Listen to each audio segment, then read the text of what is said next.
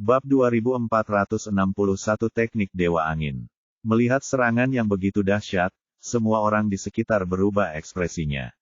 Seperti yang diharapkan, pada tahap permainan ini, tidak ada yang lemah yang tersisa. Pada saat yang sama, banyak orang khawatir tentang Wang Chen, bertanya-tanya bagaimana wanita ini akan menghadapi gerakan pedang yang begitu tajam. Dan pada saat ini, ledakan musik piano cepat lainnya terdengar. Wang Chen masih tidak mengangkat kepalanya, dia bahkan tidak melihat pedang-pedang yang berterbangan di langit. 10 jarinya yang seperti giok terus menari-nari di atas senar-senar pedang itu. Saat setiap not dimainkan, pedang-pedang udara tak terlihat muncul satu demi satu. Pedang-pedang itu lebih banyak jumlahnya dan lebih padat daripada pedang-pedang terbang di langit. Ding ding ding. Gelombang suara berubah menjadi pedang. Meskipun pedang-pedang itu tidak terlihat, namun ketika bertabrakan dengan pedang terbang si tukang, terdengar suara logam beradu. Terlebih lagi, kekuatannya tidak lemah sama sekali, dan ia benar-benar membubarkan semua hujan pedang dari langit. Itu belum semuanya. Ada terlalu banyak pedang tak terlihat yang berubah dari gelombang suara. Segera setelah itu, sinar pedang yang tak terhitung jumlahnya melesat ke arah si tukang. Momentumnya bahkan lebih kuat dan lebih ganas daripada Wan Jian Chaosong. Ah! Si tukang menjerit. Dia tidak pernah menyangka akan ada hasil seperti itu. Dia terhantam ke udara oleh energi pedang, dan lubang darah muncul di tubuhnya satu demi satu. Dalam sekejap mata, dia berubah menjadi perisai berdarah. Untungnya, Wang Chen tidak membunuhnya, dan energi pedang menghindari bagian vital, sehingga menyelamatkan hidupnya pada akhirnya. Semua ini terjadi dengan cepat dan orang-orang di sekitarnya ketakutan. Ya Tuhan! Bagaimana mungkin wanita bertopeng ini begitu kuat? Dia terlalu kuat. Aku ingin tahu siapa yang lebih kuat di antara mereka berdua melawan peri Han Jian kita. Dia adalah pria kuat di tahap akhir Dongsu, dan dia dikalahkan olehnya. Bagaimana dia bisa lebih kuat? Terdengar seruan dari semua orang yang hadir pada saat yang sama. Mereka semua terkejut dengan kekuatan yang ditunjukkan oleh Wang Chen. Bahkan Lim Yao Zhen yang berada di tribun penonton menyipitkan matanya. Jelaslah bahwa wanita di depannya jelas merupakan musuh terbesar Leng Qingqiu dalam perjalanannya menuju kejuaraan. Dia diam-diam mengirim pesan kepada Baili Singkong, yang mulia, jika orang bernama Ye itu bisa lolos kali ini, gabungkan mereka berdua di pertandingan berikutnya. Keduanya adalah batu sandungan bagi kita, dan selalu baik untuk membunuh salah satu dari mereka. Baili Singkong tidak mengatakan apa-apa, tetapi hanya mengangguk sedikit. Keduanya berpikir bersama dan memutuskan untuk membiarkan Ye Bufan bertarung melawan Wang Chen di pertandingan berikutnya. Di atas ring, wasit mengumumkan bahwa Wang Chen menang, dan pertarungan berakhir. Ketiga pertandingan berakhir dengan cepat karena perbedaan kekuatan yang sangat besar. Saat babak kompetisi berikutnya dimulai, Ye Bufan dan 6 orang lainnya melangkah ke atas panggung. Keempat orang di dua kelompok lainnya juga sangat kuat, tetapi tidak banyak orang yang memperhatikan mereka. Kecuali orang-orang dari sektenya sendiri, perhatian semua orang terfokus pada kelompoknya. Feng Wuhen menatap pemuda di depannya dengan ekspresi lebih serius dari sebelumnya. Saat pertama kali bertemu pria ini di tempat Leng Qingqiu, dia dipenuhi dengan rasa jijik, mengira bahwa pria itu hanyalah seekor semut. Sekarang dia telah mengubah persepsinya sepenuhnya. Meskipun dia sedikit lebih kuat dari Namong Du dalam hal kultivasi sebenarnya, perbedaannya jelas tidak terlalu besar. Bahkan lawannya pun dipukuli seperti anjing dan kultivasinya hancur total. Menghadapi lawan sekuat itu, dia tidak bisa tidak menganggapnya serius. Karena alasan inilah beberapa tetua lembah Kamikaze mengadakan pertemuan tadi malam untuk membahas secara khusus cara menangani Ye Bufan. Pada akhirnya, dua kesimpulan diambil. Salah satunya adalah Namong Du terlalu ceroboh, itulah sebabnya ia kalah telak dan cepat. Hal lainnya adalah ia harus menegaskan kekuatan lawannya, yang setidaknya tidak jauh lebih lemah dari Namong Du dan dirinya. Ia harus mengerahkan segenap kemampuannya dalam pertandingan ini dan tidak boleh bersikap ceroboh atau meremehkannya. Sebaliknya, Ye Bufan tampak santai dan nyaman. Dia baru saja menyempurnakan kekuatan tersegel dalam tubuh Xuan Yuan Zantian, yang telah memungkinkannya mencapai tahap awal kultivasi Dongsu. Dengan tirani dan kekuatan Sutra Chaos, ia dapat bertarung sepenuhnya melintasi batas. Ketebalan energi sejatinya kini tidak kurang dari seorang kultivator Mahayana awal biasa. Dengan kata lain, dia sekarang jauh lebih unggul dari Feng Wuhen baik dalam kekuatan fisik maupun kultivasinya. Selama dia mau, dia bisa membunuh orang lain hanya dengan satu tamparan. Namun, ia tidak ingin melakukan itu. Karena ia terlalu menonjol kemarin, peluang yang ditawarkan oleh rumah judi itu sangat rendah, yang tentu saja bukan hasil yang ia inginkan. Itu semua uang sungguhan. Semakin banyak uang yang bisa kita hasilkan, semakin baik. Semakin banyak uang yang bisa kita hasilkan, semakin baik. Karena itu, ia menurunkan level kultivasinya saat ini lebih dari setengah dan harus tampil rendah hati. Bahkan jika ia menang, ia harus memberi orang ilusi kemenangan yang menyedihkan, hanya untuk mendapatkan keuntungan besar dari kasino Shenglong besok. Apakah kalian semua sudah siap? Pertandingan dimulai sekarang. Saat wasit memberi perintah, Ye Bufan mengambil inisiatif untuk menyerang. Sosoknya melintas di depan Feng Wuhen, lalu dia meninjunya dengan keras.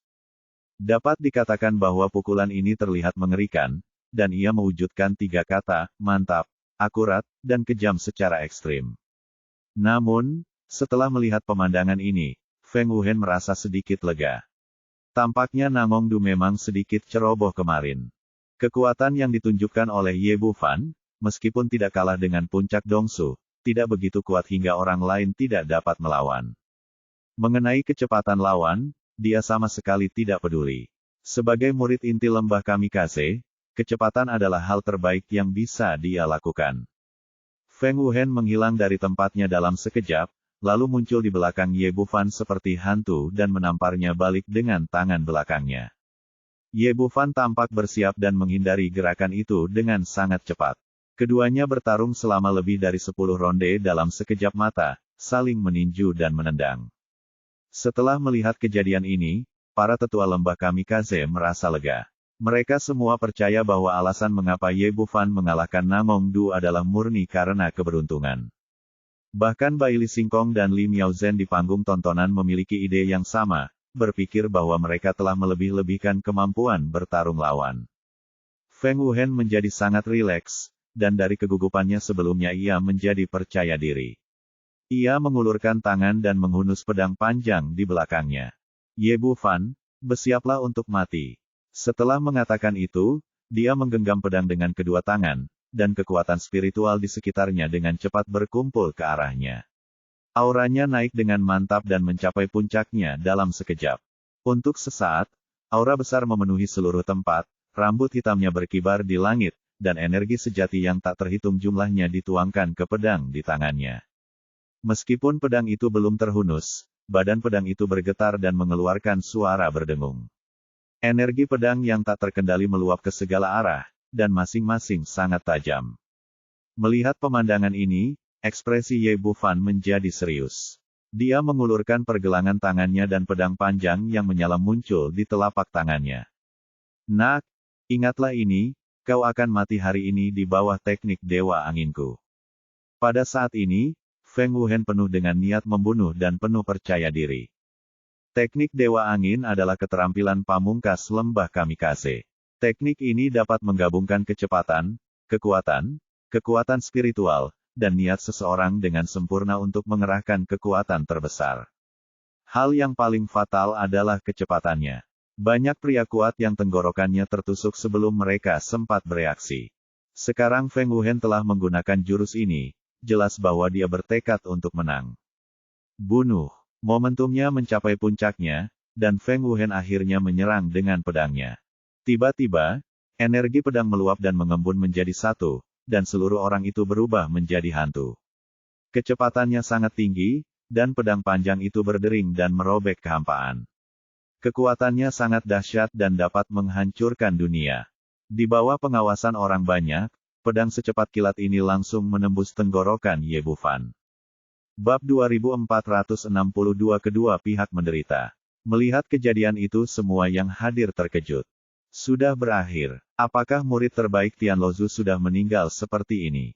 Sungguh disayangkan. Sayang sekali. Orang yang luar biasa seperti itu dipenggal begitu saja. Kupikir dia akan sangat kuat, tetapi ternyata dia hanya memiliki sedikit kemampuan ini. Beberapa orang di sekitar senang, beberapa merasa kasihan, beberapa bersorak, dan beberapa menghentakkan kaki dan memukul dada mereka. Tetapi pada akhirnya, mereka segera menemukan bahwa ada sesuatu yang salah. Pedang itu tidak mengeluarkan sedikit pun darah, dan pada saat yang sama, sosok Ye Bufan juga menghilang bersama angin. Ternyata itu adalah hantu. Yang paling terkejut adalah Feng Wuhen. Awalnya, dia akan membunuh dengan pedang ini, tetapi pada akhirnya, pedang itu benar-benar menusuk ke kehampaan, tanpa perasaan menembus daging. Dengan pedang yang begitu cepat, bagaimana lawan menghindarinya? Petik 2.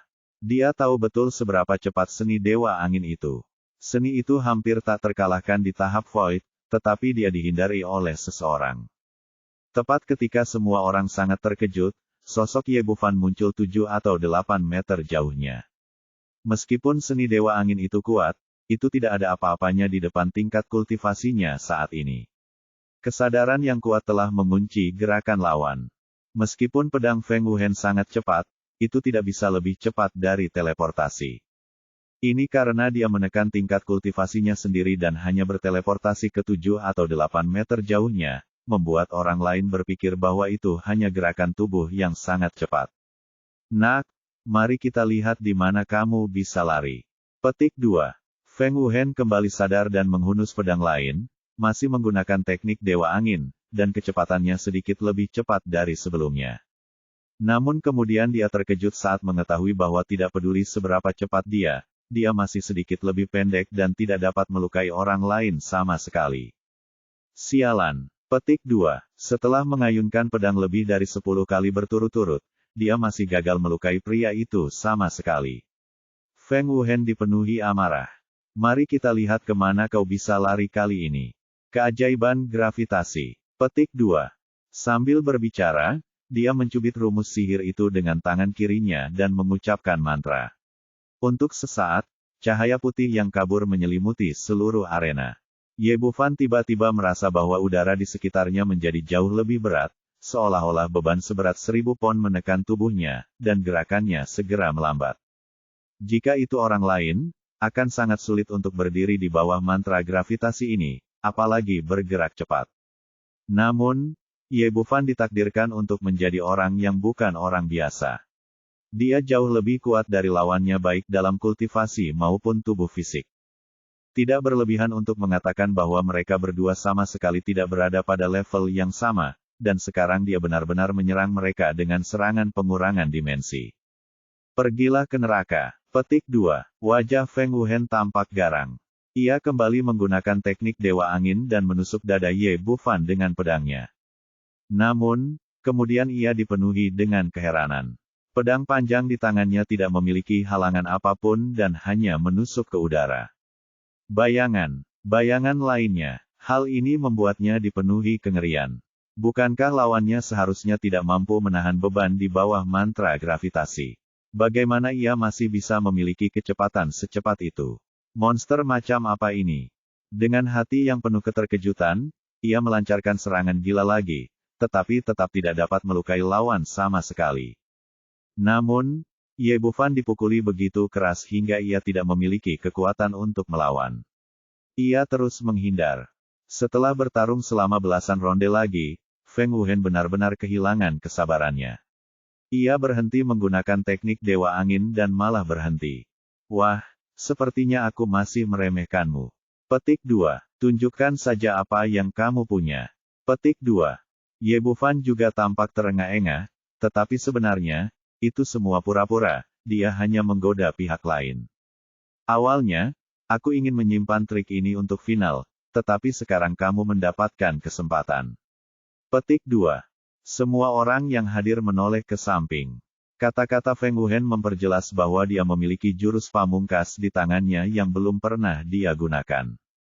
Di bawah tatapan semua orang, sosok Feng Wuhen berkelebat, lalu muncul sosok lain, yang tampak persis seperti dirinya. Bukan itu saja, 2 dibagi menjadi 4, 4 dibagi menjadi 8, dan dalam sekejap mata, 16 Feng Wuhen muncul di atas panggung, sepenuhnya mengelilingi Ye Bufan di tengah. Sungguh teknik klon yang kuat, itu benar-benar dapat menciptakan begitu banyak klon sekaligus. Petik 2. Dia memang murid inti dari Sekte Bintang 9. Dia punya banyak kartu di balik lengan bajunya. Sudah berakhir. Menghadapi begitu banyak klon di sekitarnya, kemana anak itu bisa lari?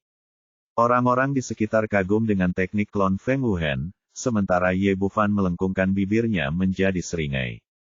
Dia melihat teknik cloning lawan dengan jelas. Ada juga teknik serupa di warisan Istana Raja Naga, dan cloning yang bisa dibuat bahkan lebih banyak dari lawan. Tingkat kultivasi klon ini paling banyak hanya 1/10 dari tubuh aslinya, dan tidak dapat bertarung secara mandiri.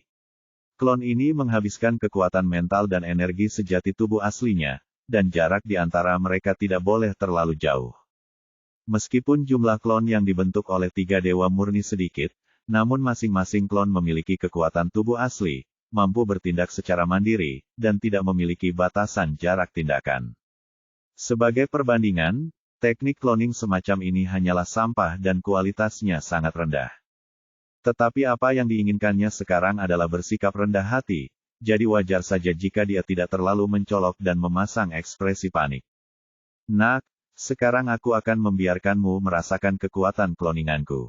Teriak Feng Wuhen, dan cloningan di sekitarnya menyerbu satu demi satu, termasuk dirinya yang ikut bergabung dalam pertempuran. Faktanya, dengan kekuatan mental Ye Bufan yang kuat, dia dapat dengan mudah membedakan mana tubuh asli dan mana klon. Namun dia tidak akan melakukan itu, dia akan bertindak seolah-olah dia kewalahan dan tampak malu. Satu-satunya masalahnya adalah tubuhnya telah mencapai level tertinggi dari teknik pemurnian tubuh api, dan itu sangat kuat sehingga dia tidak menderita satu luka pun setelah bertarung sekian lama.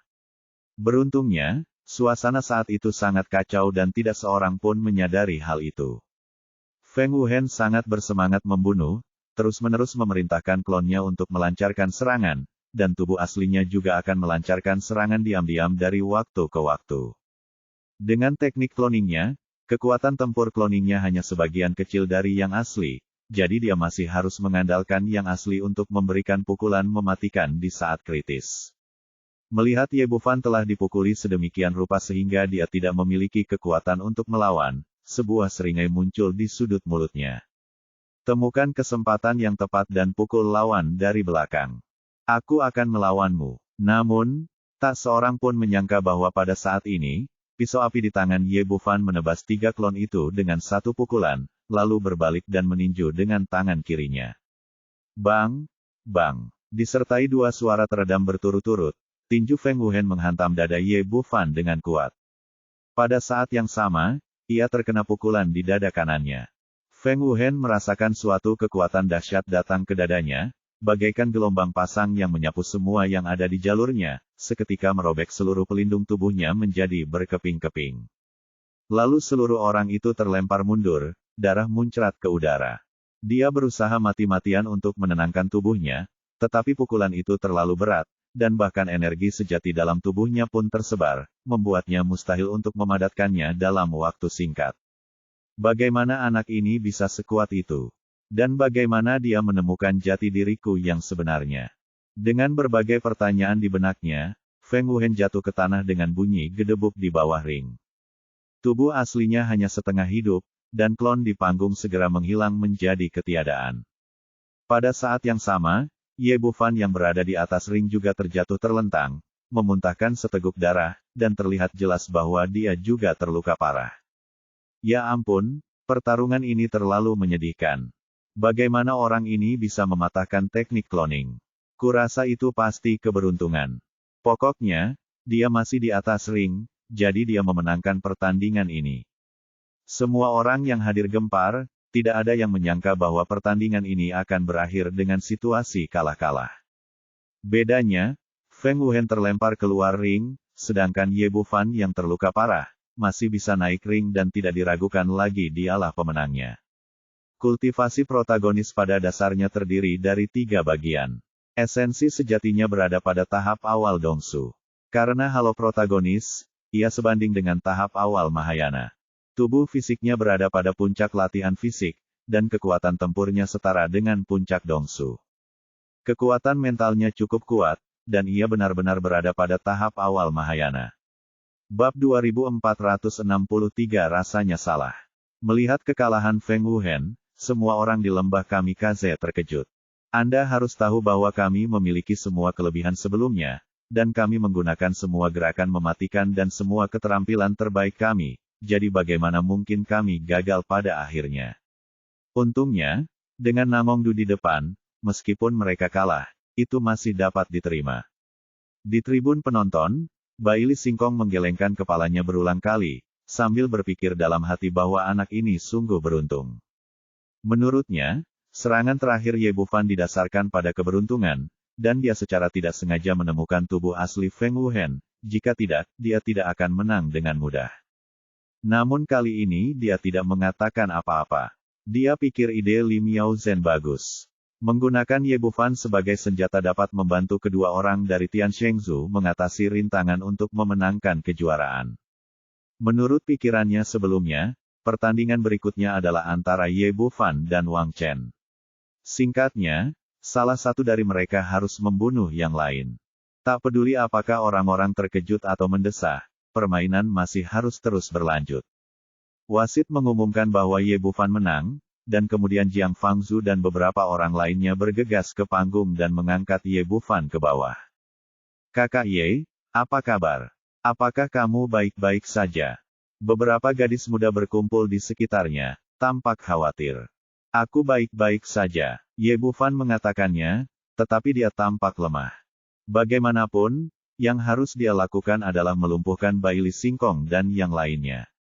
Dia tidak bisa begitu saja melompat dan bertindak dengan penuh semangat sekarang, jika tidak semua upaya sebelumnya akan sia-sia. Tepat saat itu, Suanyuan Zantian berjalan mendekat. Lelaki tua itu mendengus keras, lalu matanya yang kecil seperti kacang hijau menatap wajah Ye Bufan lagi. Anak kecil, rasanya tidak enak. Kenapa darah yang kau keluarkan tidak berbau darah? Ye Bufan tentu tahu apa yang sedang terjadi. Yang dimuntahkannya adalah kantong darah yang hancur. Benda itu terbuat dari berbagai bahan. Bagaimana bisa ada bau darah yang nyata? Orang tua, apakah hidungmu seperti anjing? Bagaimana kau bisa mencium semuanya? Apa yang kau bicarakan? Bagaimana hidung anjing bisa dibandingkan dengan hidung orang tua sepertiku? Suanyuan Zantian mendatangi Ye Bufan dengan raut wajah bercanda. Wah, kau bertingkah baik. Kau benar-benar membodohi semua orang. Kau jelas memiliki kemampuan tetapi kau harus berpura-pura menjadi pengecut. Katakan padaku, apa yang ingin kau lakukan? Mengapa aku harus memberitahumu? Apa hubungannya denganmu? Ye Bufan masih terbaring di sana. Bagi orang luar, dia masih tampak sakit, tetapi dia terus-menerus bertengkar dengan orang tua itu. Suanyuan Zantian mengerutkan bibirnya, aku bisa menebaknya bahkan jika kau tidak mengatakannya. Itu jelas bukan hal yang baik. Pengkhianat. Kau tampak jujur, tetapi sebenarnya kau pengkhianat. Tidak seperti aku yang begitu jujur. Kau sama sekali tidak jujur. Jika kau jujur, berikan aku separuh keterampilan itu sesegera mungkin. Mengapa kau terburu-buru? Aku sudah berjanji padamu, bolehkah aku menarik kembali kata-kataku? Orang tua itu mengatakan ini, tetapi dia hanya berjalan pergi, jelas tanpa niat untuk memenuhi janjinya. Oh, orang tua yang tidak tahu malu ini. Ye Bufan benar-benar marah, tetapi tidak ada yang bisa dia lakukan. Dia hanya bisa berbaring di sana dan terus berpura-pura sakit. Baiklah, mari kita undi untuk pertandingan besok. Di tribun penonton, Baili Singkong mulai menyelenggarakan pertandingan lagi. Hanya tersisa 7 kontestan dalam pertandingan tersebut. Cara pengundiannya sama seperti sebelumnya, 2 orang akan bertanding satu sama lain, dan yang mendapat nomor 4 akan mendapat bye. Setelah berkata demikian, ia melambaikan tangannya, dan 7 bola cahaya kecil yang telah disiapkan terbang ke udara, siap untuk diundi oleh 7 anggota tim pemenang. Tetapi pada saat ini, Hua Sijin yang duduk di dekatnya dan menonton dengan dingin, mengambil tindakan.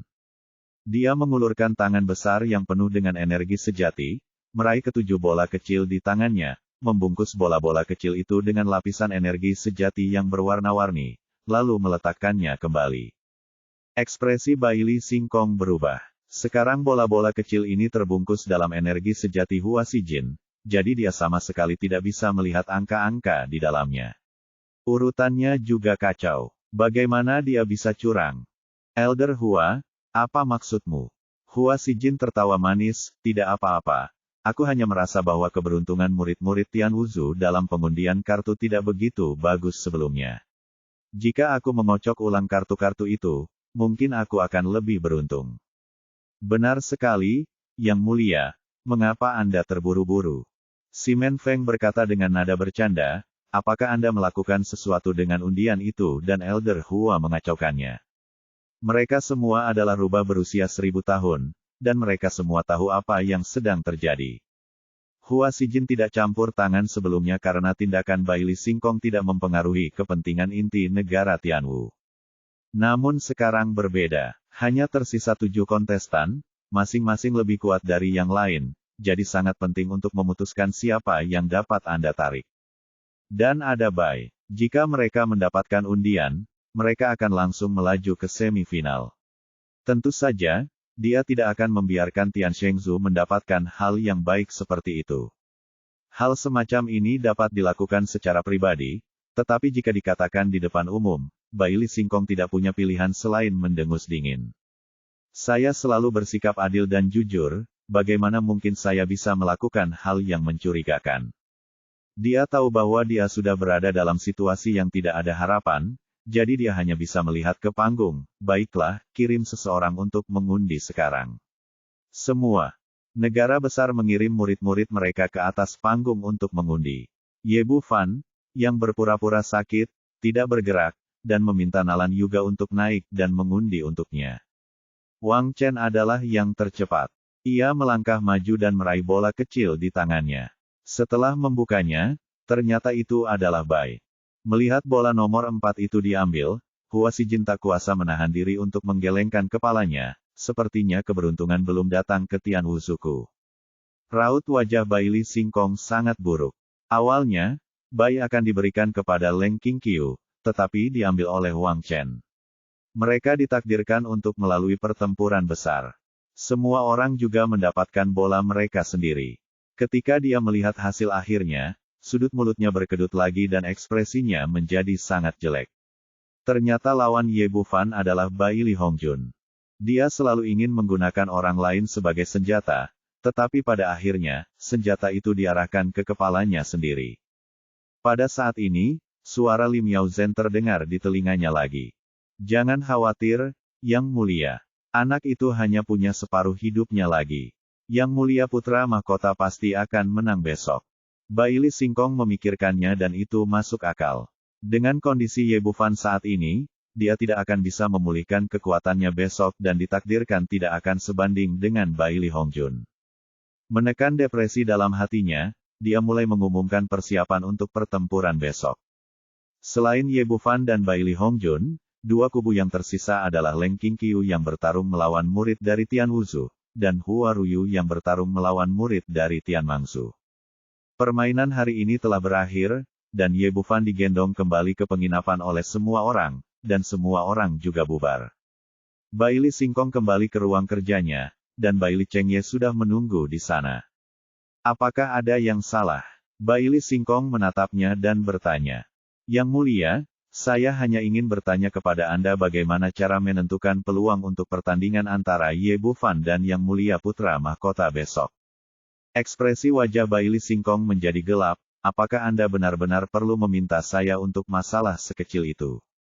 Sebagai seorang pangeran, bagaimana mungkin dia peduli dengan masalah sekecil itu seperti membuka pasar?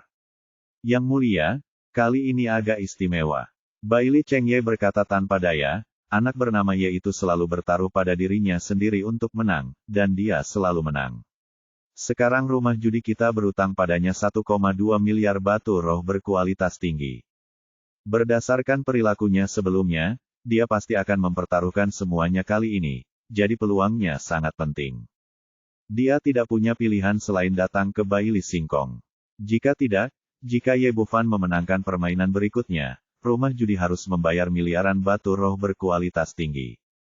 Dengan tanggung jawab yang begitu berat, Bai Li Singkong tidak akan mampu membayar ganti rugi meskipun dia menjual dirinya sendiri. Dia harus mencabik-cabiknya. Bab 2464, Rencana Keluarga Kerajaan. Begitukah?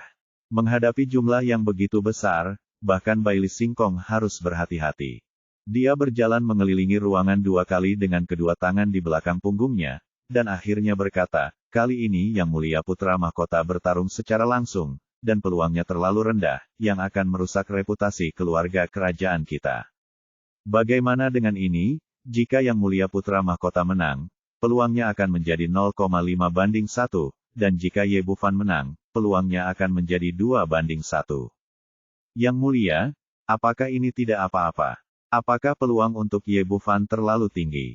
Bagaimana jika orang itu menang lagi? Sebagai orang yang bertanggung jawab atas rumah judi, Bai Li Chengye menyaksikan dengan matanya sendiri bagaimana Ye Bufan menghasilkan dari 1 juta menjadi 1,2 miliar. Sekarang dia benar-benar takut. Sekarang lawan punya 1,2 miliar, jika mereka menang lagi akan jadi 2,4 miliar. Tidaklah berlebihan jika dikatakan bahwa semua keuntungan yang diperoleh rumah judi baru-baru ini telah diambil oleh orang lain, dan seluruh rumah judi kerajaan bekerja untuk orang lain secara gratis. Kau pengecut seperti tikus. Apa yang kau takutkan? Bai Li Singkong melotot tajam ke arahnya. Anak itu hanya punya separuh hidupnya hari ini.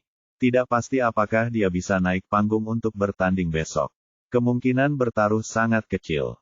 Selain itu, Yang Mulia Putra Mahkota yang bertanding kali ini, kita yakin menang. Bahkan jika Ye Bufan menang, bagaimana? Kekaisaran Naga Suci ini adalah wilayah kita. Bisakah kita biarkan dia mengambil uangnya? Pada akhirnya, aura pembunuh yang kuat meledak darinya. Sampai sekarang, dia telah sepenuhnya memutuskan untuk membunuh Ye Bufan. Namun, dia tidak ingin melakukannya secara pribadi kecuali benar-benar diperlukan.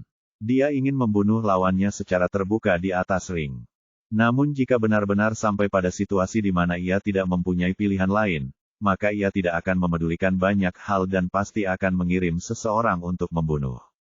Saya mengerti, Yang Mulia. Saya akan melakukan apa yang Anda perintahkan. Mendengar kata-kata Bai Li Singkong, Bai Li Chengye langsung merasa yakin.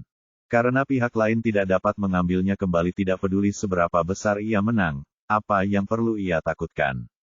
Bai Li Singkong mengangguk, pergi dan panggilkan Yang Mulia Putra Mahkota untukku.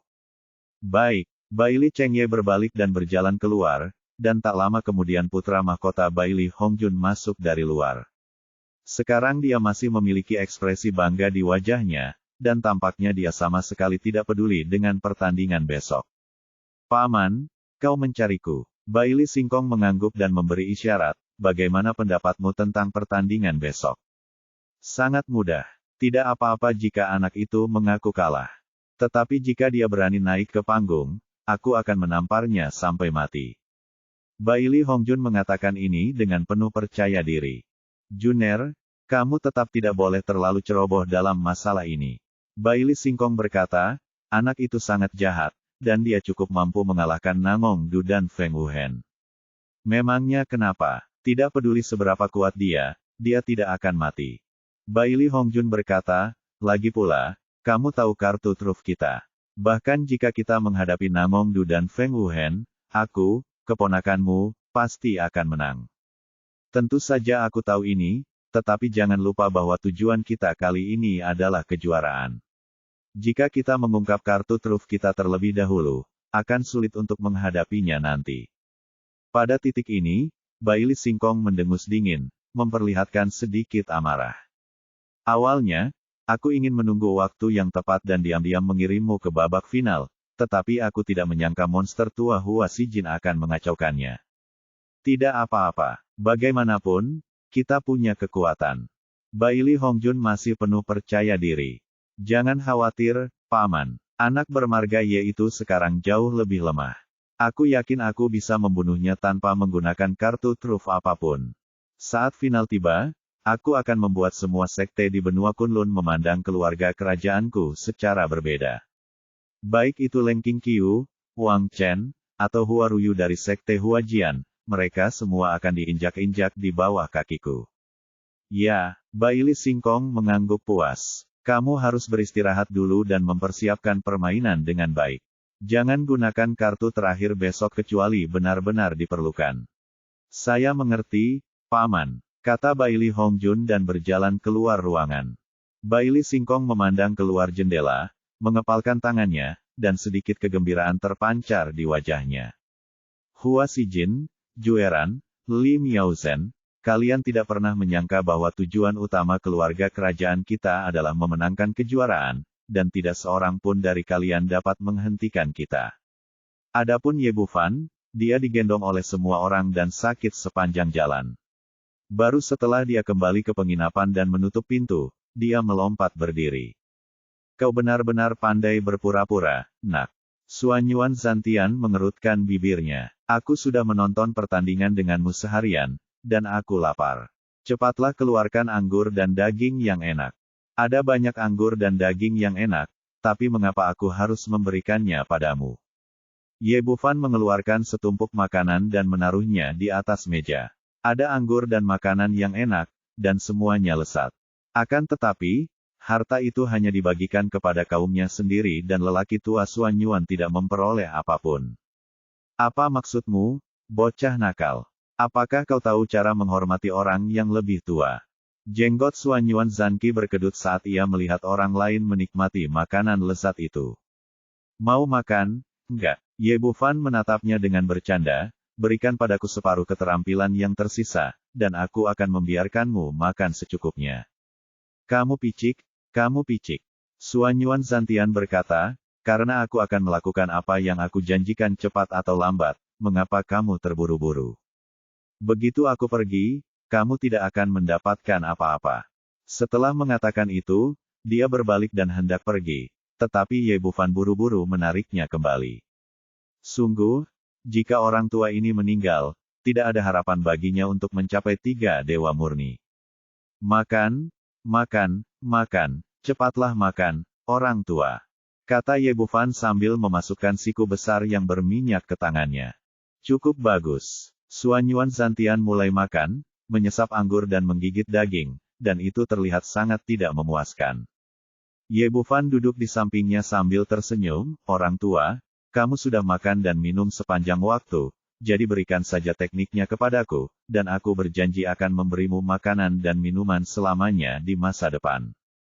Mengapa kamu begitu cemas? Suanyuan Zantian menyeka noda minyak dari sudut mulutnya, kamu mengangkat segel itu padaku, seorang pria tua, dan aku berutang budi padamu, yang akan aku bayar cepat atau lambat.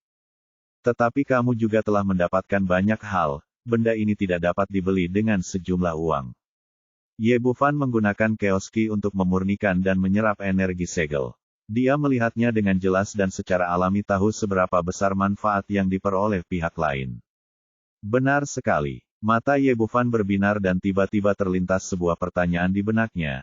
Orang tua, dari mana kau mendapatkan segel itu? Kalau tidak, pergilah dan segel lagi, aku janji akan membukanya untukmu. Omong kosong, menurutmu tempat itu bagus untuk dikunjungi.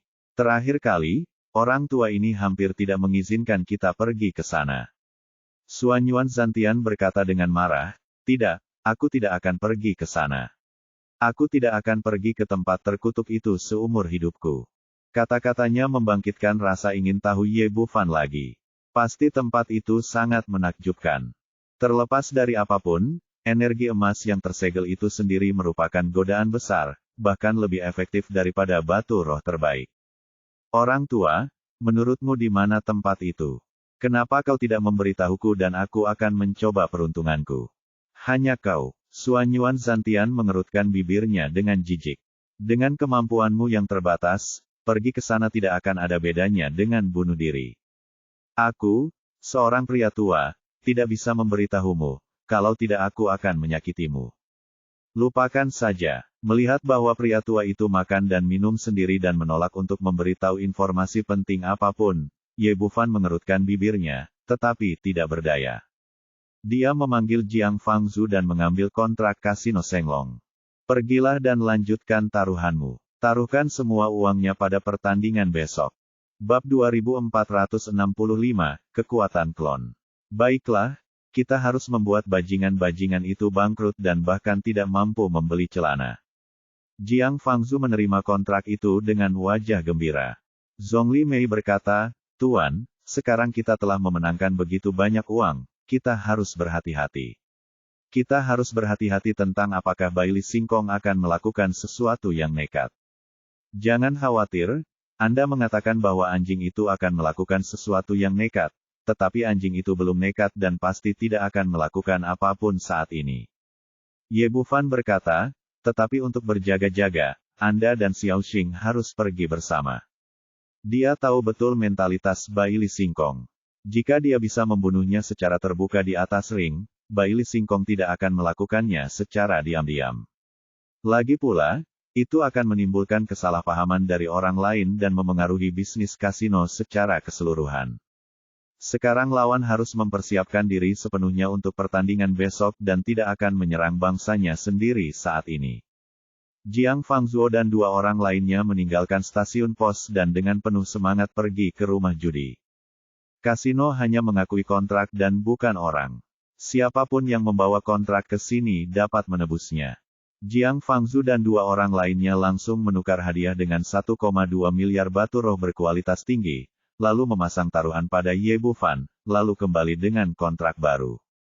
Sesuai dugaan, perjalanan lancar dan tidak terjadi kecelakaan. Kembali ke kantor pos, Ye Bufan mengambil kontrak itu dan melihatnya. Melihat peluang di belakangnya adalah 2-1, dia langsung tertawa. Tampaknya sikapnya yang rendah hati hari ini tidak sia-sia, dan aktingnya tidak sia-sia. Baili Singkong benar-benar memasang peluang yang sangat tinggi, dan dia ditakdirkan untuk mendapat untung besar. Setelah semuanya beres di sini, dia kembali ke kamarnya, menyiapkan larangan dan langsung masuk ke istana Raja Naga. Dia ingin melihat lebih dekat efek dari transformasi 1 Ki menjadi 3 Ki murnian. Meskipun hanya setengahnya, efeknya masih sangat ajaib. Saat teknik itu diaktifkan, dua sosok muncul di udara. Mereka persis sama seperti sebelumnya, kecuali yang satu hanya memiliki tubuh bagian atas, dan tubuh bagian bawahnya kosong. Yang satu berdiri di sana dengan hanya 2 kaki, yang hanya mencapai perut bagian bawah, tampak sangat aneh. Ye Bufan tidak bisa menahan senyum. Akan sangat sempurna jika kedua klon ini dikirim untuk berakting dalam film horor. Mereka mungkin akan membuat orang takut setengah mati di malam hari. Kali ini dia tidak terburu-buru. Dia ingin mempelajarinya dengan saksama. Dia mengulurkan tangan dan menyentuh kedua klon itu. Mereka terasa sangat berdaging. Jika setengah dari mereka tidak hilang, dia akan mengira mereka adalah orang yang masih hidup. Mari kita lihat seberapa kuat mereka dan apakah mereka benar-benar memiliki kekuatan seperti diriku yang asli. Dengan pemikiran ini, Ye Bufan memerintahkan kedua klonnya untuk menyerang sebuah bukit kecil di dekatnya.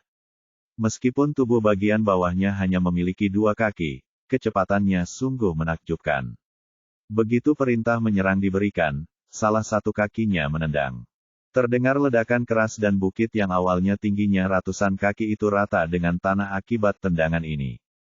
Ya Tuhan, kekuatan ini sangat kuat, sama sekali tidak kalah dengan milikku.